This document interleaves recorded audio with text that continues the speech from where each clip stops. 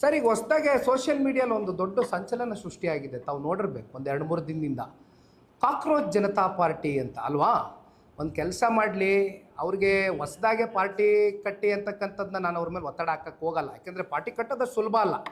ಅದು ಮಾನ್ಯ ಮುಖ್ಯಮಂತ್ರಿಗಳು ಕೇಳಿದ್ರು ಕೂಡ ಬಹುಶಃ ಅವರೇ ಉತ್ತರ ಕೊಡ್ತಾರೆ. ಅದಕ್ಕೆ ಪಾರ್ಟಿ ಕಟ್ಟಿ ಚುನಾವಣೆ ಟೈಮಲ್ಲಿ ಅದನ್ನು ಬಿಟ್ಟು ಹೋಗಿ ಇನ್ನೊಂದು ಪಾರ್ಟಿಗೆ ಜಾಯ್ನ್ ಆದಂಥದ್ದು ಮಾನ್ಯ ಮುಖ್ಯಮಂತ್ರಿಗಳು. ಪಾಪ ಅವ್ರ ಬಗ್ಗೆ ಈಗ ಚರ್ಚೆ ಬೇಡ.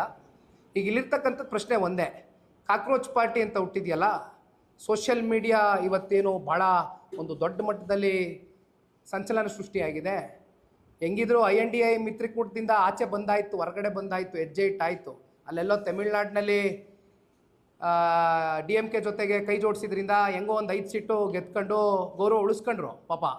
ಈಗ ಕೊನೆಗೆ ಅವ್ರಿಗೂ ಚೂರಿ ಚುಚ್ಚಿ ಅಲ್ಲಿ TVK ಜೊತೆ ಸೇರ್ಕೊಂಡಾಯಿತು. ಅದರಿಂದ ಹೊರಗಡೆ ಹಾಕಾಯ್ತು ಅವ್ರನ್ನ, ಹೌದಲ್ವಾ? ಒಂದು ಕೆಲಸ ಮಾಡೋಣ, ಪ್ರಾದೇಶಿಕ ಪಕ್ಷ ಕಟ್ಟಿ ಅಂತ ಆ ಒತ್ತಡಕ್ಕೆ ನಾನು DCM ಅವ್ರನ್ನ ಸಿಕ್ಸೋದಿಲ್ಲ.